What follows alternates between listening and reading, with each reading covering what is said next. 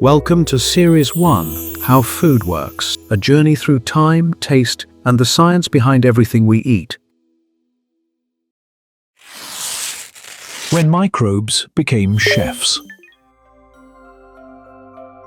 Long before recipes, before kitchens had walls, humans had only time and curiosity. They watched how fruit rotted, how dough rose when left alone, how milk, when forgotten, turned strange, yet somehow edible, not spoiled, transformed. It began with a journey, a nomad crossing the desert, storing milk in a calf's stomach. The heat, the motion, the enzymes in the lining. By day's end, the liquid had thickened, curds and whey. An accident, but a delicious one. That was the first cheese. From that moment on, humans listened to the invisible. They began to trust what they could not see. They set milk on windowsills, hung meats in the breeze, buried vegetables beneath the earth, and waited. Bubbles formed, flavors deepened. Time, once their enemy, became their oldest ally. Fermentation wasn't invention. It was invitation to the wild yeasts in the air, to the microbes on their hands, to the mold blooming in silence. In a dark cave, somewhere in the French Alps, cheese matured beneath mossy stone. In the Caucasus, shepherds drank kefir from goatskin bags, believing it held the breath of the divine. Across continents, without ever speaking to one another, humans discovered the same truth: that rot, guided by patience, could become salvation. It was survival, yes, but also art. The first wines weren't pressed in celebration, they were simply forgotten.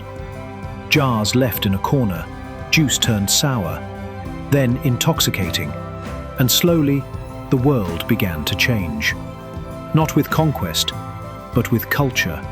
A culture of bacteria, a culture of preservation, a culture of trust, in time, in nature, in the unseen. Fermentation was never just about food. It was a quiet faith, passed down in pots and jars, whispered in recipes with no measurements, a way of making life last longer, and of making it taste better. Even now, with our stainless steel tanks and clinical labs, we are still chasing that same magic. Because deep down, we know the truth hasn't changed. Some of the richest things in life, the deepest, boldest, most nourishing, only come when we give up control and let nature do the cooking. Sweet, humanity's oldest addiction. In the beginning, sweetness was rare, a golden treasure hidden in the wild, honey in the trees, guarded by bees, sugarcane along the riverbanks, tough to harvest, hard to find. To our ancestors, the taste of sweet was more than pleasure. It was a signal from nature. This is safe, this is energy, this will keep you alive. We didn't just like sugar, we were programmed to love it. Because in a world of hunger, craving sweetness was evolution's survival tool. And the reward? A rush of calories, a jolt of life.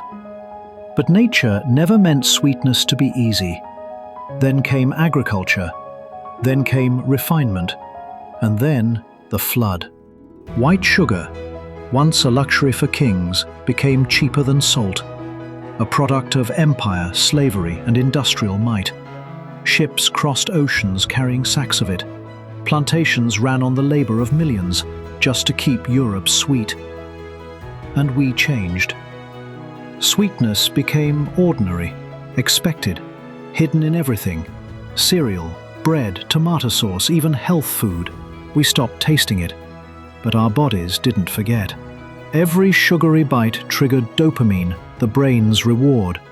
And so the ancient instinct remained, but the world it lived in had transformed. Today, the result is written in our blood.